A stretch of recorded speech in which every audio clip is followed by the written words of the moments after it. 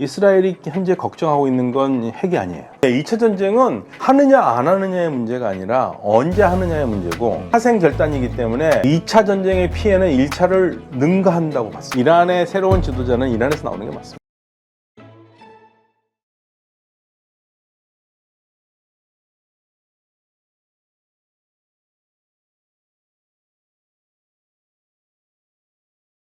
그러면 이 상황, 이란이 지금 이렇게 긴박하게 위험한 상황으로 들어가고 있는데 이것을 보는 이스라엘의 입장은 좀 남다를 것 같아요. 우리처럼 그냥 구경꾼은 아닐 것 같고. 그럼 절대 아니죠. 그러니까 우리가 만약에 북한에서 지금 이 비슷한 일이 있다 그러면 그렇죠. 우리가 어떻게 생각하고 있습니까? 하루 종일 우리 이제 북한 얘기만 하고 그렇죠. 있습니다. 이거 뭐 긴박하게 저 어떤 일이 벌어질까 네. 촉을 기울일 것 같은데. 네, 우리가 북한을 보는 눈이 이스라엘이 이란을 보는 눈이고 이란이 이스라엘을 보는 눈입니다. 그렇겠네요. 네네. 만약에 우리가 지금 북에서 저런 시위가 일어난다고 하면 우리도 우리가 하는 어떤 행위들, 생각들 이게 이제 이스라엘의 상황이에요. 네, 아마 우리 뉴스 아마 24시간 마비될 겁니다. 북한 얘기 하루 종일 북한 얘기 들을 그렇죠. 거예요. 네. 누가 지도자가 될 것이냐서부터 네.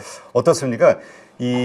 지난번에 1차 전쟁이 있었습니다만은 이제 사실 그게 끝이라고 생각 안 하잖아요. 네. 이란이 핵 개발 능력을 포기한 게 아니고 다시 뭐 회복하고 있다 이런 얘기들이 나오고 있으니까 그 이후에 이란의 핵 개발 능력 이게 좀 진전된 게 있나요?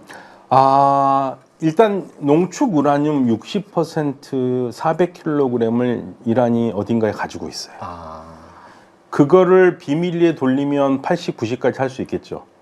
근데 어디서 하고 있는지는 모르지만 그리고 아무 증거는 없습니다. 그러나 가상적으로 이스라엘에서 나오는 얘기는 어디선가 비밀리에 하면 이거 분명히 충분히 80에서 90 만들 수 있다. 이게 이제 걱정이 되는데 근데 사실은 이스라엘이 현재 걱정하고 있는 건 핵이 아니에요. 핵도 문제지만 지금 더 문제는 실질적으로 이란이 탄도미사일 능력이 너무 뛰어나다. 미사일 능력. 네, 탄도미사일을 좀 만들고 있고 지난 7월 이 전쟁이 끝난 이후로 급속도로 늘려서 이게 올해면 한 3,000기 정도는 될 것이다 이거예요. 엄청나게 늘어났네요. 네, 그러면 이거는 엄청나게 위험하니까 빨리 더 크기 전에 이거를 싹을 잘라야 된다 해서 작년 12월 29일에 네타냐후 총리가 트럼프 대통령 만났었을 때 우리가 때리겠다고 얘기를 했고 네. 미국이 오케이 했습니다. 오케이. 그리고 트럼프 대통령이 뭐라고 그러냐면 핵을 만약에 다시 재개발한다면 그건 더 빨리 때리겠다고 얘기했어요. 미국이. 그러니까 탄도미사일 가지고 이스라엘이 이란을 때리는 거는 이거 시간 문제로 남아 있었던 거거든요. 근데 그 상황에서 그래서 이제 그게 탄도미사일 때릴 것이다는 게 1월이나 2월은 때릴 것이다라고 저희는 항상 보고 있었어요. 네. 근데 그 상황에서 지금 시위가 커졌잖아요. 그러니까 이스라엘은 지금 굳이 이 순간 때릴 필요는 없는 거죠. 때리게 되면 또 이제 외부의 적에 또 국민들이 네. 단합이 되니까. 예, 그래서 지금 이스라엘에서는 지금 이 좋은 찬스니까 시위가 어떻게 되는 거 보고 때려도 괜찮다 이거죠. 그래서 네. 지금 약간 미뤄졌지만 이란의 탄도미사일을 제거하려는 그 욕망은 그대로 살아있다. 그리고 지금 이스라엘이 본격적으로 지금 전쟁을 언제 내일이라도 지금 당장 이 시간에도 해도 이상하지 않은 곳이 레바논이에요. 그래요? 헤즈볼라. 예, 헤즈볼라도 얘네들이 다시 원상 회복했다 이거예요. 원상 회복해서 전쟁 이전으로 돌아간 것 같다. 그러니까 이건 때려야 된다고 생각을 하고 있고 그래서 지금 헤즈볼라 작전이 곧 시작될 거라고 얘기를 했는데 근데 이게 만약에 이란이 계속 정계 변동이 일어난다면 그것 때문에 하지 않을까? 할까? 지금 왜냐면 그러니까 지금 말씀만 들어보면은 이란이 지금 아무 힘도 못 쓰고 있을 때 확 들어가서 공격하는 게 나을지 네. 오히려 이란 국민을 다시 또 반이스라엘로 뭉치게 해가지고 그런데 그 레바논 헤즈볼라를 때린다고 해서 이란 국민이 반이스라엘을 뭉치지는 않을 거예요. 그래요. 다만 이란으로서는 지금 헤즈볼라가 너무 걱정스러우니까 아락치 외교장관을 보냈어요. 근데 여기서 조금 제가 의아한 부분이 하나 있는데 아락치 외교장관이 혼자 간다면은 그 이해가 가요. 네. 수행원들하고. 근데 가족들과 같이 갔다 그랬어요. 관광 아니에요? 그건 휴양이나? 아니요.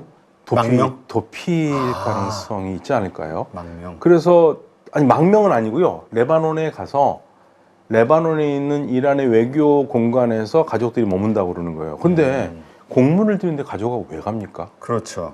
그게 좀 이상해요. 예, 지금 방금 나온 보도입니다. 그가 일단 이란 그 복잡한 위험한 내부에서는 빠져나온다 일단은. 예. 그러니까, 그러니. 그러니까 일단 어떤 간에 가족과 같이 나왔다는 거잖아요. 그래서 지금 이거는 지금 외신에서 나온 겁니다. 예, 그러니까 속보로. 그 상황 봐서 이란이 어떻게 돌아가는지 봐서 바로 거기에서 어떤 조치든 취할 수 있으니까. 그렇죠. 다른 나라로 갈 수도 수도 있고. 있고. 그래서 지금 핵심 세력들의 국내 이탈이 시작된 건가? 이런 신호를 읽어야 되는가? 이런 의문이 있습니다. 아, 그렇군요. 네. 그렇다면 일단 이스라엘은 이란과 2차 전쟁을 할 각오와 준비는 다 끝났다라고 보는 게 합리적이겠네요. 시점을 언제로 할 것이냐. 양쪽이 다 그렇습니다. 레바논, 이란도? 이란도요. 이란도 근데 이제 변수가 뭐냐면 이스라엘이 레바논을 때린다는 건 계속 공언을 해왔는데 이란이 거기서 만약에 레바논을 때리면은 이란도 참가하겠다고 그랬거든요. 네. 근데 이제 과연 이란이 참전할 수 있을 것인가? 그렇죠. 지금 상황에서. 네. 지난번에 사실 그 뭐죠? 이스라엘 그 돔. 네. 그것을 뚫고 들어왔던 뭐 극초음속 미사일들에 네. 대해서 몇 번 이야기가 있었잖아요. 네. 이란에서 쏜. 그래서 그게 좀 상당히 위협이 된다. 네, 이스라엘은 그 굉장히 위협스럽게 생각했고요. 사실은 전쟁이 나올 뻔했는데 왜 그러면 이스라엘이 이란을 때리는 걸 잠깐 중지했을까? 시위 때문일까라는 것도 있었지만 그때 트럼프 대통령과 만나서 이란을 때리는 거에 대해서 트럼프 대통령이 오케이를 한 걸 받아낸 다음에 푸틴이 중간에 끼어들었어요. 전쟁 안 된다. 2차 전쟁은 안 된다. 그래서 이란과 이스라엘을 가라앉혔고요. 그리고 나서 이스라엘 쪽에서 푸틴에게 가가지고 우리 지금 이란을 때릴 마음 없다고 계속적으로 얘기를 했고 그 얘기를 러시아 쪽에서 이란에 얘기를 했는데 이란에서는 그걸 안 믿고 있어요. 왜냐면 너무 많이 속아서. 그렇죠. 서로가 못 믿죠. 못 믿으니까 자꾸 이제 전쟁하는 거겠죠. 근데 지금 변수는 지금 시위입니다. 시위. 예, 시위 때문에 어떻게 양쪽이 나올지. 예, 진짜 시위가 이렇게 있는데 이거를 계속 상황을 안 보고 레바논을 때릴까? 헤즈볼라를 때릴까? 이게 지금 초미의 관심사예요. 네.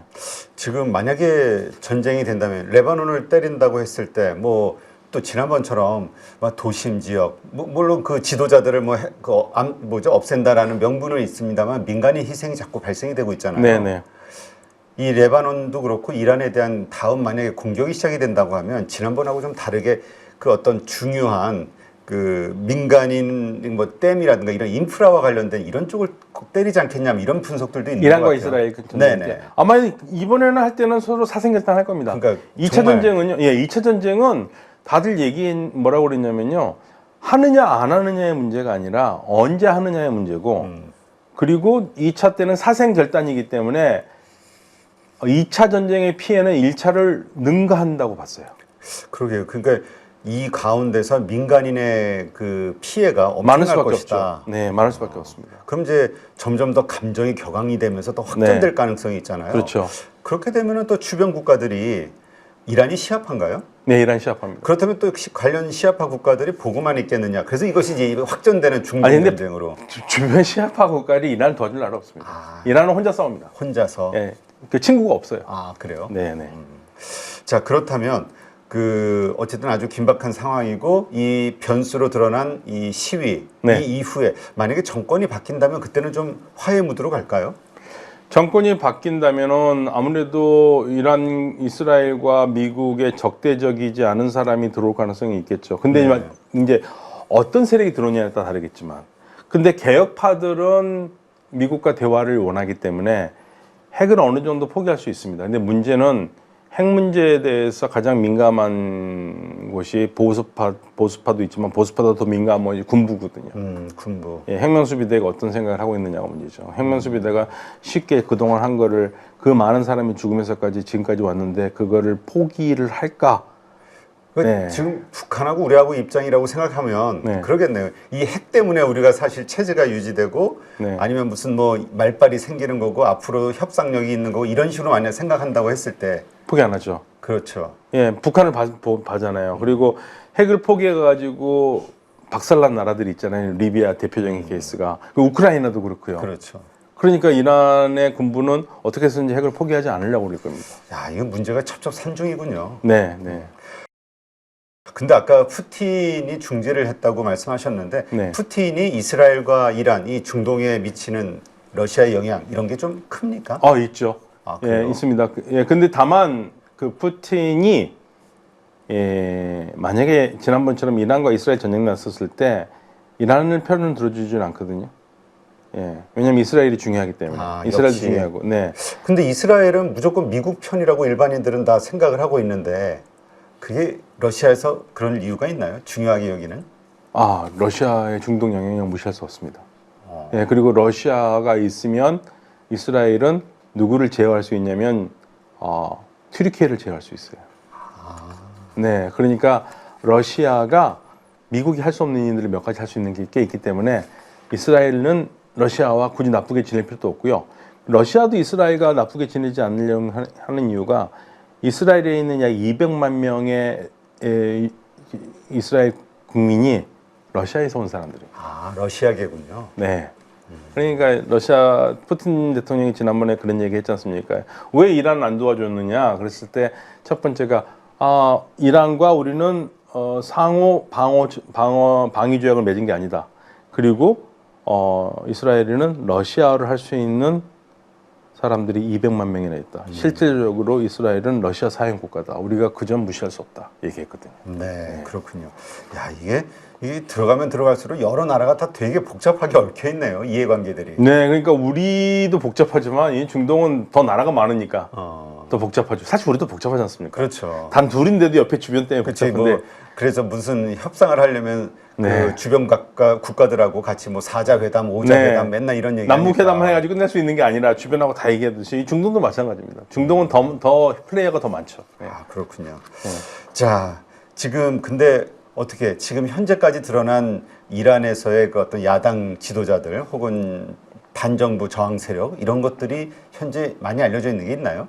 그러니까 이란 내에 시위자들이 어떤 생각을 하는지는 잘 모르겠어요. 시위하는 사람들은 어떻게 지금 이란의 체제에 있는 인물을 원하는 것 같지는 않아요.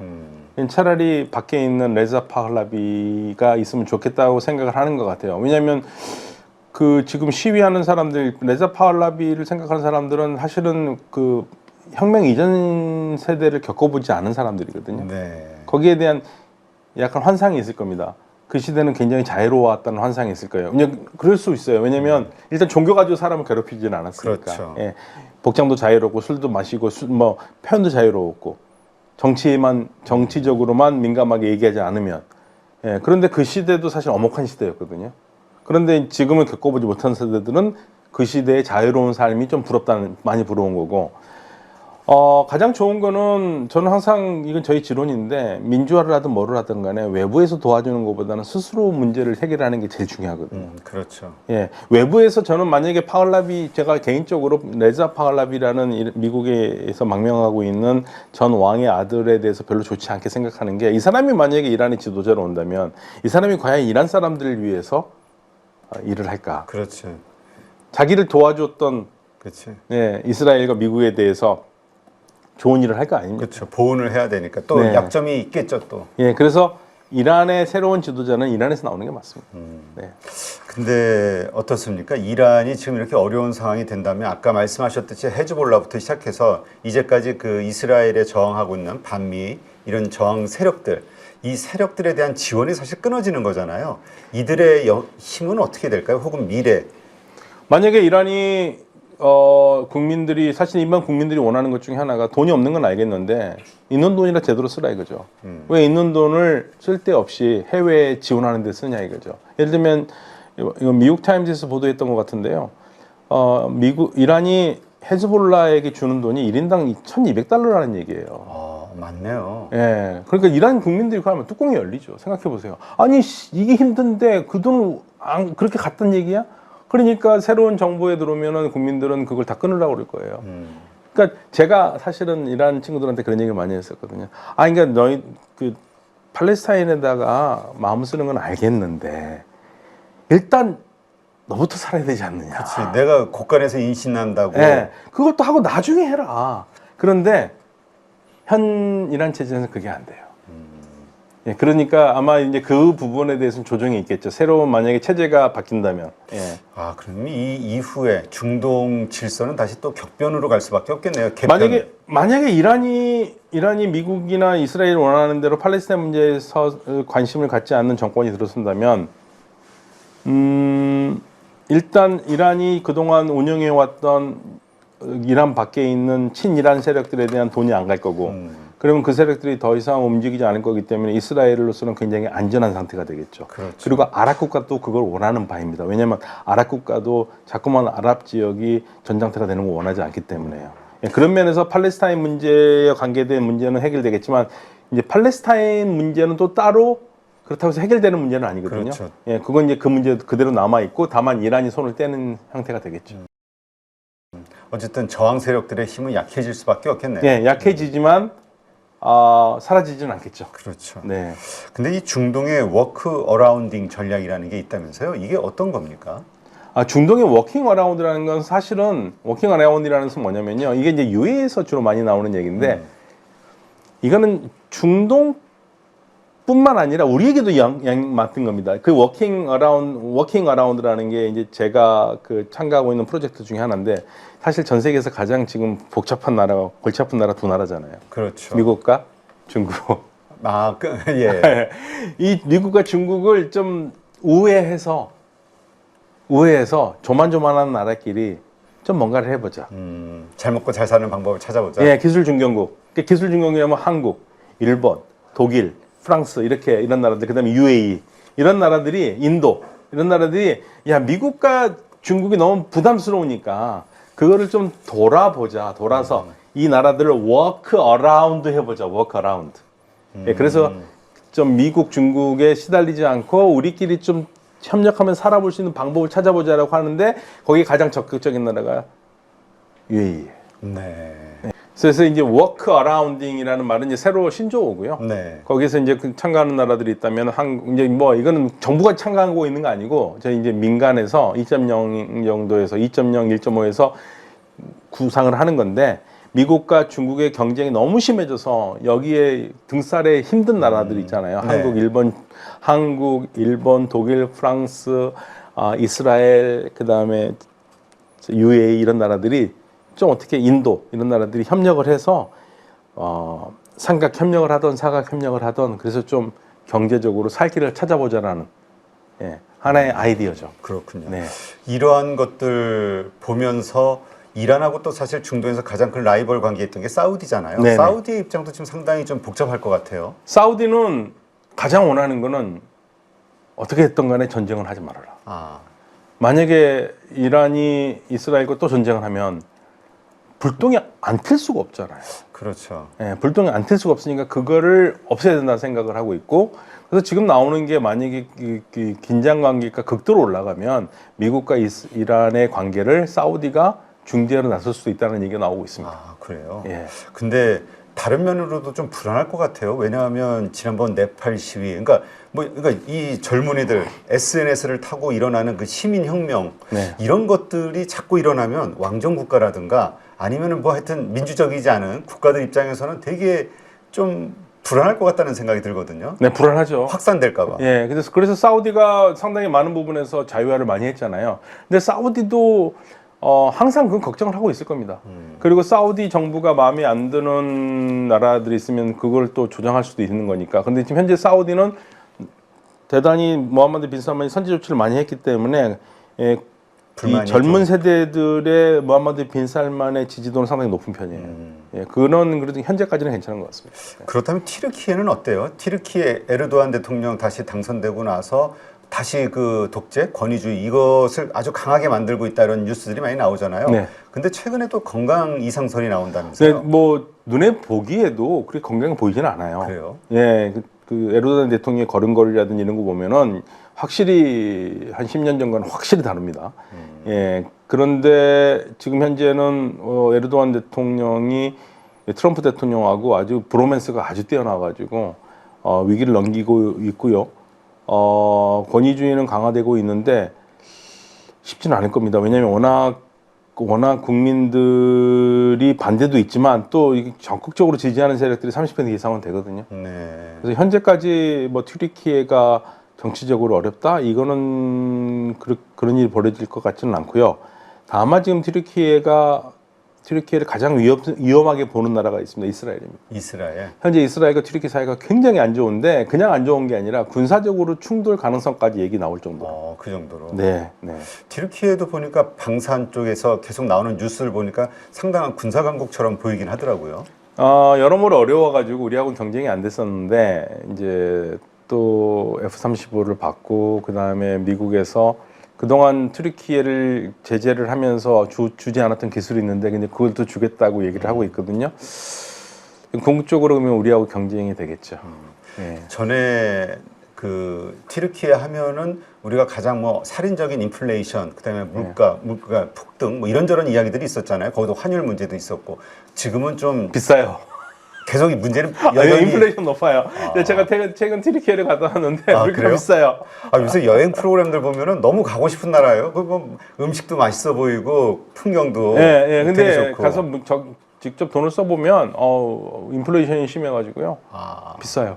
네, 싸지 않습니다. 네. 그러한 것들이 경제 불안, 이런 것들이 사회 불안으로 이어질 가능성은 없나요? 지금 이란도 그렇게 시작이 된 거잖아요. 네, 근데 현재 튀르키예는 아직까지 그러지는 않은 것 같아요. 근데 경제 사정이 굉장히 안 좋습니다.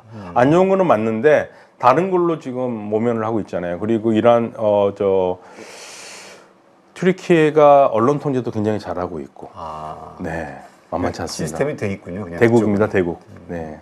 알겠습니다. 하여튼 지금 중동 쪽에서 일어나고 있는 상황들을 보니까 이게 참 하여튼 중동은 정말 답이 없네요. 노답. 그러니까 어떻게 우리가 이렇게 딱 이야기를 들으면 뭐 심리적으로 자기들이 결정 못해서 그렇지 이렇게 하면 되는 거 아니야? 라는 이렇게 보통 이제 남의 말 하기 쉽다고 하듯이 이렇게 딱 하는데 중동 문제는 이렇게 알면 할수록 이게 이해관계가 너무 복잡해서. 그런데요. 제가 중동을 공부하면서 지금이 가장 복잡한 것 같아요. 그래요? 네. 지금 뭐 부딪히는 나라들이 튀르키예, 이스라엘 부딪히죠. 이란 지금 난리 났죠. 그다음에 지금 UAE하고 사우디아라비아 사이 안 좋죠. 소말리랜드 난리죠. 예멘 난리죠. 네. 이게 전부 다 여러 나라들이 계속 겹치면서 부딪히고 있는 게 새로운 질서가 태동하는 단계입니다. 그다음에 이스라엘을 계속 2023년부터 계속 전쟁하고 있죠. 너무나 놀랍습니다. 2023년 10월 7일에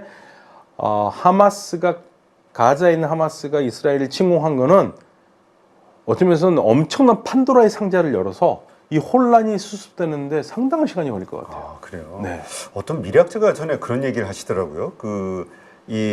우리 쥐들 좁은 공간에 먹이의 일부분만 주고 하면 서로 잡아서 일단 죽이고 어떤 개체수를 유지하기 위한 그 생존 경쟁이 벌어지는 것처럼 갈수록 먹고 사는 문제 때문에 양극화 문제 뭐 이런 것 때문에 잦은 한 나라에서도 그렇고 국가별로도 그렇고 이런 이해 충돌이 상당할 거라는 얘기했던 게 갑자기 기억이 나요. 네. 이 모든 거에는 경제가 바탕이 되는 건가요? 그렇죠. 근데 하나 확실한 거는요. 지금 현재 이스라엘이 미국과의 이 지금 엄청난 로맨스를 놓치지만 않는다면 상당히 많은 부분에서 이스라엘이 원하는 지도가 그려질 것 같아요. 그러면 이제 중동의 정말 패권은 이스라엘이 될 수도 있겠네요. 왜냐하면 현재로서는 이스라엘이 압도적인 공군력을 가지고 있기 때문에 그 공군력을 이길 수가 없고 그 공군력을 뒷받침해 주는 게 미국이거든요. 그러니까 미국이 이스라엘에 손절하지 않는 한 이스라엘은 이 지역에서 상당히 강자로 오랫동안 갈 것 같고요. 그리고 이스라엘의 세력이 더 단단하게 자리를 잡을 것 같아요. 네. 그 얘기는 또 미국의 영향력은 계속 강해질 수밖에 없다. 네, 미국의 영향력은 이스라엘을 통해서 계속 강해질 수밖에 없습니다. 네, 알겠습니다. 네, 또 오늘 이렇게 해서 중동 상황 한번 점검을 해봤고요. 워낙 해박하시기 때문에 중동 이렇게 말씀을 나누고 나면 중동의 여러 가지 문제와 이런 것들에 일목요연하게 왜 이런 일들이 벌어지고 있구나 이런 것들이 좀 보이는데 오늘 방송 보시면서 많은 분들이 좀 더 이해의 폭이 넓어지지 않았을까 이렇게 생각이 됩니다. 이제까지 박현도 교수님 함께했고요. 좋은 인사이트 고맙습니다. 감사합니다.